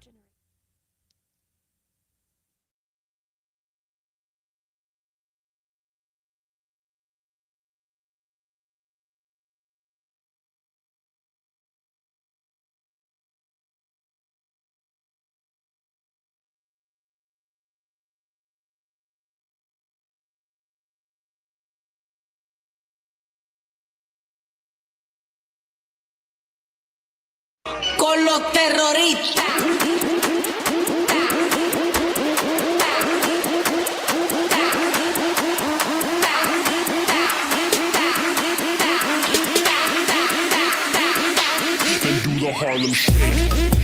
Welcome back to the Todd Allbaugh Show on the Civic Media Radio Network, where it is now 35 minutes past the hour of 3 o'clock.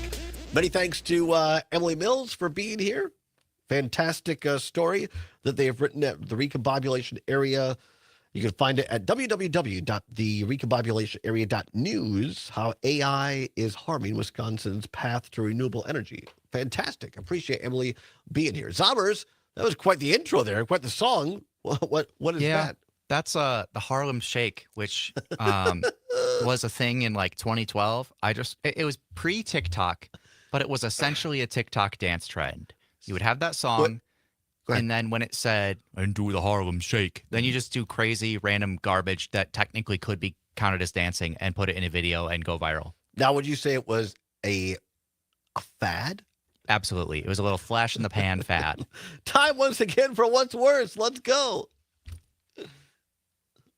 Then, of course, the choice is yours. You can get with this, or you can get with that. You can get with this, or you can get with that. Once again, You can get What's with this, Worse? or you can get No with that. prize money involved, nothing to give away, but it is your chance to have your voice heard all across the state of Wisconsin on the 11 stations that form the Civic Media Radio News Talk Sports Network. All across Wisconsin. No better place to advertise your business than that's what we say back in the RC. We don't say business. We say your business. There are people listening from Richland Center right now that say, no, we don't say that. Richland Center, it's not a bunch of hicks. No, it's not. I'm not saying that. I'm just clarifying that that's not what now you're saying. You're getting me into more Sorry, trouble. no, that's not what Todd has ever implied by that. All right. The category today on What's Worse. Timely indeed. And Zomer has alluded to earlier. The category, fads or dumb traditions. Fads or dumb traditions. 855-752-4842. 855-752-4842. Fads or dumb traditions. You can also text us on the Civic Media app. How about that? Now, this is interesting. So that song you played, I never heard of that. You said it was 2012? Something like that. All right. I'd never heard of that. But see, some of the fads are quick. Just blink and they're gone. You're too young to remember this, but when I was already like in middle school or high school. But my sister, Cabbage Patch Kids, crazy. Mostly girls, but some young guys wanted a Cabbage Patch doll. And parents would go into department stores around Christmas time, and they were getting into fisticuffs fights over dolls, Cabbage Patch dolls. So that's an example of a fad. Now, this one might be more controversial. On our screen, the graphic they've created is of a very colonial-looking Christopher Columbus, and it says Columbus Day along the side. I would say Columbus Day, in retrospect, is a pretty dumb tradition. In retrospect, probably not best to celebrate the guy who slaughtered, hundreds, if not thousands of Native. I'm not laughing, but I'm laughing because it's being ridiculous. Because here's a guy who he may or may not have, quote unquote, discovered America. Probably one of a few people that were the first to land in America. He was a great marketer, as it turned out, Christopher Columbus. And then, of course, for a long time and I think there are still some Columbus Day parades. But And looking through the lens of 2025, not our best moment, creating Columbus Day. What other, we can talk about other dumb traditions. We got one text. Matt in Middleton says, dumb traditions are worse as they lack the fun factor and last longer. What's with the fruitcake at Christmas crap? Now, some people are huge fruitcake people. Don't think I've ever had one, but Really? I've seen it in a lot of Christmas movies. It depends on the quality, I believe. I've had some that are more kind of nice fruity, and some that are like a doorstop. Yeah, So and that's always the joke in those Christmas movies is that they are always just bricks. Right. Cam in Appleton says, dumb traditions are easily worse. Ask Dr. John Kellogg. Yeah, you may not know this. Do you know why? I do not know why you said that. Why cornflakes exist? Tell me. Because Dr. John Kellogg thought that young men need to lead lives that are as least stimulating as possible in order to stay pure. And so cornflakes were literally invented to be boring, to keep young boys from touching themselves. I'm not joking. That's what Dr. John Kellogg did. Yeah. I'm not joking. What was the marketing campaign? Eat Kellogg so you don't go blind? I guess so. That's incredible. There are some weird people. That is incredible. Well done, Cam. Digging deep on that. Now that is a dumb tradition right there. What's worse, fads or dumb traditions? 855-752-4842. 855-752-4842. Stephanie in Cottage Grove, listening on WMDX, says fads are worse. Fads are pre-bad traditions. That's a great take, right? Because if a bad fad lasts long enough, then it becomes a bad tradition. Sean, listening out in beautiful Richland Center on the RC, says fads are worse. Embarrassed to say, I French rolled my pant legs on my jeans in the late 1980s. We've all been there, Sean. I mean, that's. I think some people still do that. It's kind of coming back. Everything comes back. DJ up in beautiful Wausau, listening on WXCO, says fads that turn into dumb traditions are worse. DJ in the Saw, not the Shaw, but the Saw. AJ in Madison, listening on WMDX, says fads are definitely worse. Don't be a sheep, okay? Fads, he says, are worse. 855-752-4842. 855-752-4842. Cam shared some other information from Dr. John Kellogg. We're not saying on air, but suffice it to say, he did more than just invent cereal. We will not discuss that. 855-752-4842. 855-752-4842. We'll love your take on this and phone calls as well. What's worse, fads or dumb traditions? I'm trying to think of another fad. Well, I mean, like when I was Babies. When I was, I guess Beanie Babies, but that turned into, I think, a bad tradition. Matt in Richland Center, one of our great UPS drivers, saying, "Come on, Sean, you should still roll them. I still wear a members only jacket." Well said, Matt. Right? I mean, let's not be embarrassed by things we grew up with. Embrace them. Yeah, absolutely. I mean, when I grew up in the 80s, feathered hair. I've told this story before, but the short version is I have very straight hair. My hair is the only thing straight about me, as it turns out. No, I have very straight hair. I wish I still had most of my straight hair. Unfortunately, I'm losing most of it. But I really wanted to feather my hair. And so I convinced my mom to give me a perm at home. And she, God love her, she did a fantastic job, but the stuff was too strong, and I looked like little orphan Annie and so we dialed up my barber, my hair care professional, Tom McCarthy, at Tom's Barbershop, and he got me in at 6:30, 7 in the morning to try to cut some of it out before I went to school. So feathered hair was a fad. How about parachute pants? Parachute pants. Those of us of a certain age, some of them had the zippers on the side. It wasn't, I don't know. It was either to make it more puffy or not. 855-752-4842. 855-752-4842.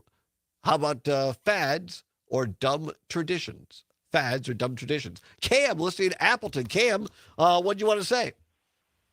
Sorry for being a maniac. Thank you for taking my call, Todd. Of course. I was just thinking, like, and it finally clicked. I was like, oh no, you know what? As much as I hate like traditional stuff, at least I can nitpick with which ones suck. Right. Like tricking your kid with like the snipe hunt. Oh that's yes, fine. snipe. But Snipe hunting. Fads always seem like they go from worst to worst to worst. My high school's seniors that graduated before me burned the carpets of the floor for their senior prank. They lit them on fire. That's terrible. After that, it was baby powder bombs in the hallways. Then people tried to put laxatives in all the condiments during lunch. Oh my gosh! It Now, see, feels like that's just way trying to over the one-up line. The previous. Yeah, that's way over the line. So those are good examples of, snipe hunting, fine. Doing things are destructive, not so much. Appreciate it, Cam. Thank you very much. Have a great day. Thanks for the call. 855-752-4842. What's worse? Go to Mike, listening on WRCE in beautiful Spring Green. Mike, fads or dumb traditions, what's worse?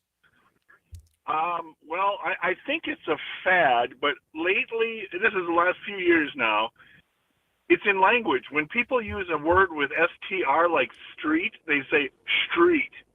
And if they say stop, it's stop. But if it's STR, they're strong. And that starts to drive me crazy. Now, see, this is interesting because I didn't notice that one, but go ahead. I'm hearing NPR news announcers talking that way. And the other one now is lately 2 T's. You have a button or you go to Manhattan.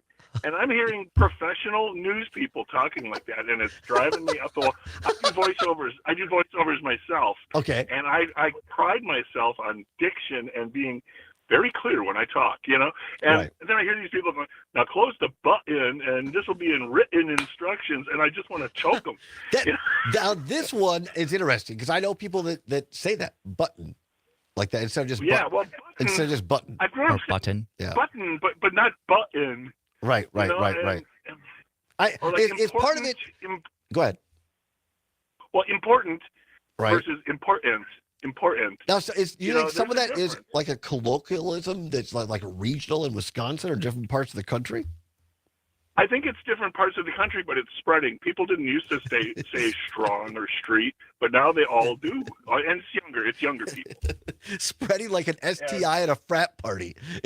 People are starting to not use their good diction, for goodness sake. Yeah, it's just one of those things that once I hear it, I can't unhear it, and it it just gets to me. So I don't know if that fit. Does that fit the mode today that we're talking about? No, absolutely. And as a voiceover professional, very, very insightful. Because some of those things you mentioned, like I say, I have not noticed. Others I have. Well, I listen and I hear you guys saying funny things. I'm going, I'm sure you do. Maybe nobody else do. I'm but sure. it happens. Yes. No, I mean, part of it is where I grew up a little bit, but also part of it is just, I don't know. We all talk differently depending upon our influences. So, but I came from Sheboygan, and I learned all kinds of bad grammar there, and I got over it. Well, that's a great point too. I mean, I'm not sure if they still do this, but for years, like the networks, if they had a reporter they wanted to mold into an anchor that was from, say, the South or from Boston, they would send them like to Chicago or Minneapolis or Milwaukee to work to try to undo their accents to sound more Midwestern. Exactly. I've heard Peoria is like a good place to get people from because they have the least local isms in the country. Right. Who can say? If it plays in Peoria, right? All right. Thank you, Mike. I appreciate it. Have a great day out there in beautiful Spring Green in the driftless area of Wisconsin. Come on back. We'll wrap up What's Worse after this and the show as well. It's the Allbaugh Show for a Thursday across Wisconsin on a beautiful day on the Civic Media Radio Network.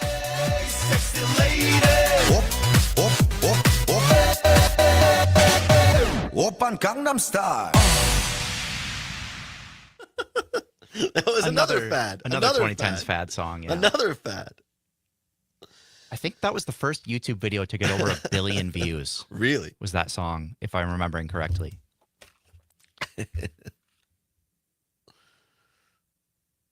That was the right call. Turns out I have atrial fibrillation, which increases the risk of stroke about 5 times. Symptoms like irregular heartbeat, What heart did you call me, racing, Todd? chest pain, Says shortness LA of breath, Tom. fatigue, or I didn't call you lightheadedness can come anything. and go. But if it's AFib, the risk of stroke remains. I didn't say If you anything have about LA symptoms, Tom. Contact a doctor. I'm so glad I did. Visit notimetowait.com. Sponsored by Bristol Did you Myers Squibb and mishear? Pfizer. Did you? Herbal Aspects has landed. That's right. Madison's go-to Stacey in cannabis Waukesha says destination mullets, now has a horrible brand new fad. location Yeah, in Sun absolute Prairie. mullets are 4 terrible. locations. That's a high level of convenience. With 3 Madison locations and now Sun Prairie, a great cannabis experience is always close by. Our expert staff is here to help, whether you walk in, call, or order online. Mention Radio 420 and get a special discount. So stop by Herbal Aspect in Sun Prairie, because great cannabis isn't just a pipe dream. Nice. I'm rolling over now. Herbal Aspect. I'm Dan Schaefer. Let's recombobulate. In discussions over the so-called Big Beautiful Bill backed by Donald Trump that's making its way through Congress, none other than Wisconsin Senator Ron Johnson has emerged as the most prominent Republican critic of the bill, saying at a recent Milwaukee Press Club event that it is, quote, not even close to adequate. Johnson has said he wants spending cuts to go even further, including making cuts to Medicaid. But Johnson's position as a critic of this bill makes him especially influential in these negotiations. But let's not forget the last time he was in a similar position. In 2017, he was a critic of the Trump tax cut bill. He says but what fad? he fought for was a tax break for certain types of businesses. Sounds Perhaps similar not to all another. Rally. Come on, Businesses LA. owned I would by his never. largest I don't donors, use Dick that and word. Liz Uline. Even In though I'm part of the 2018 alone, quote-unquote Uline community. received more than I just don't $200 believe million it. dollars in tax breaks because of this bill. So as the Big Beautiful Bill is negotiated in the Senate, let's not For a forget second, I this had to look piece and make of sure I recent didn't put a history. typo in Find my, all of Dan's my work in banner the there. That would have been recompilation not area. good. Bad. That would have been Found bad. an injured, sick, or orphaned wild animal? Dane County Humane Society's Wildlife Center can help. Call 608-287-3235 or visit giveshelter.org/wildlife for what to do next. America is kept safe because the Army National Guard responds, protects, and supports our nation when it needs them most. The Army National Guard responds to disasters such as wildfires and floods. They protect us with missile defense, cybersecurity, and civilian support teams for chemical, biological, and radiological hazards. Be there for your community and your country. Got about Visit 30 seconds. nationalguard.com to learn more about part-time service.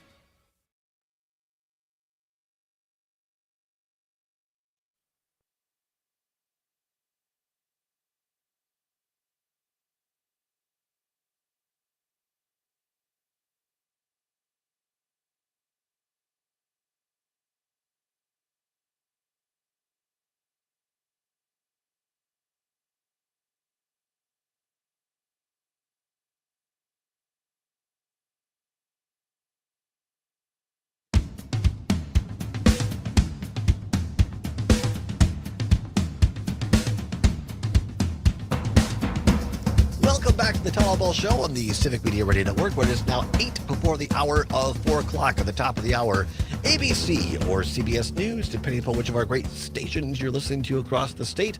And then a weather update for you. Looks like hopefully the air quality starts getting better this weekend. Pretty nice weekend on tap. Have all the details for you. And our great sports reporter, Mike Clemens. Many thanks for him for being on the show earlier with that breaking news. Aaron Rodgers, former Packers and Jets quarterback, on his way to Pittsburgh to sign with the Steelers, setting up a showdown later on this year between Rodgers and Jordan Love when the two teams play each other. Drama at its height. And then stay tuned for another edition of the Maggie Dawn Show every afternoon, 4 until 6, 6 until 8. Pete Schwaba, Conrad, and Nightlight. Again, many thanks for letting me be on the show last night. Had a heck of a lot of fun. Make sure to tune in to the end of your day as far as the work day, I guess you would say, with Pete and Conrad. And then stay tuned for Robert Pilot and Native Roots Radio and Rick Smith across America. Right now, finishing up what's worse for today, fads or dumb traditions. 855-752-4842. Go to Whistler, listening on WRCE out in the RC. Whistler, fads or dumb traditions, what's worse? Well, I think fads are kind of worse because I already remember bell bottoms. Okay. Bell bottom jeans, bell bottom blues. You know, Lots of people wore bell bottoms. Now you see them in secondhand stores. Right? I was just going to say, again, Whistler, great example of something that was big, then nobody wanted to wear them, and now, like my niece, who's like 18, she's all about them.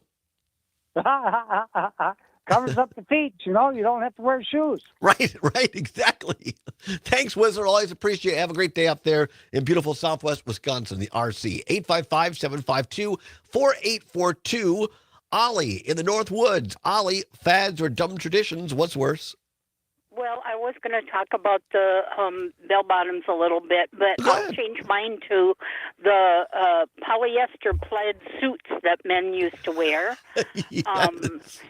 And that versus, I think that's worse, although when you compare it to family tradition that our family and many families seem to have is the parents or grandparents often share embarrassing stories about the kids when they were growing up. Right. So it could be equally bad. Appreciate it. Thanks, Ollie. Have a great day up there in the North Woods. Zommers, what's worse, fads or dumb traditions? I think this is a tough one because I'm sure this will come as a shock to you that as a kid, I thought most fads were incredibly stupid. And I'd be like, why would you do that? That's dumb. I'm sure that'll shock you that I was a party pooper on fads. But at the same time, I think that dumb traditions are worse because you have the benefit of hindsight. Right. And if you still keep doing it and it's dumb, you can make goofy decisions or do something that's silly but doesn't really matter in the long run for a fad. But once you know better. Yeah, I'm going to agree with you on this one. I'm going to say dumb traditions are worse for what you said because we have the hindsight. Well, if you eventually get to the point where this is just dumb, but it's a tradition, so we'll keep doing that. Probably not a great thing. Although fads can be annoying sometimes. Absolutely. Like everybody has to do, X, or everybody has to listen to whatever. That can get annoying after a while. All right, back with more What's Worse in tomorrow's show. Again, busy day. A lot of fun today. First and foremost, many thanks to Emily Mills for being here. Their great article on AI and the harming of Wisconsin's path to renewable energy. So you can check that out at www.therecombobulationarea.news. Great to have Emily here today. Also, many thanks to Zommers, as always, all of you for listening as well. Also, big news on the Trump and Musk breakup.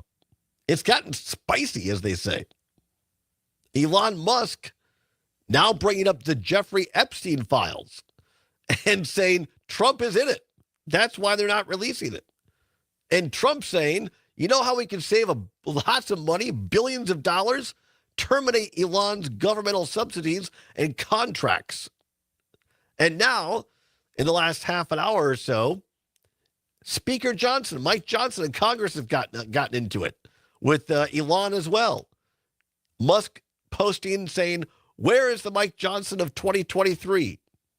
Citing an older tweet where Johnson rails against the climbing national debt. Johnson responding by saying the Mike Johnson of 2023 is the same Mike Johnson who has always been a lifelong fiscal hawk and now serves as speaker. Nothing more dramatic and entertaining than seeing Republicans fight amongst themselves. I mean, Democrats too. But in this case, it's fantastic to watch. And what's really interesting, I said this earlier, when it comes to the Epstein files for Trump or the billions of dollars that Elon Musk makes from the federal government, from us, the taxpayers, is they defended each other on those issues when they were a couple. Not obviously romantically, we're just having fun, but as a political couple, a professional. But now that they've broken up, now they're going at each other. So be interesting to see where all that goes. And they know exactly where to hit each other so that it hurts. Yes, they know I each hope other. They don't take it out on the kids, us. Right. They know each other's secrets. So we'll see. We'll see where all of this is going. Continue to follow it. Of course, tomorrow on the show, our old friend Brady Ewing, 3-time champion with the Wisconsin Badgers, three-time Big Ten champion, Wisconsin Badger football team. Spent 3 years in the NFL. We'll find out what he thinks of Aaron Rodgers going to Pittsburgh and much, much more across Wisconsin as well. And Peter Rapine of EPOM's World will be in with our bi-weekly humorous look at the wild and wacky with a week in review. Again, thanks to Emily Mills, thanks to Zombers, all of you for listening, and have a wonderful afternoon. Maggie Dawn is next. Remember, whatever you're fighting for, whatever you believe in, do not give up. Keep banging your drum. We'll see you tomorrow. Keep banging on your drum, and they will hear you.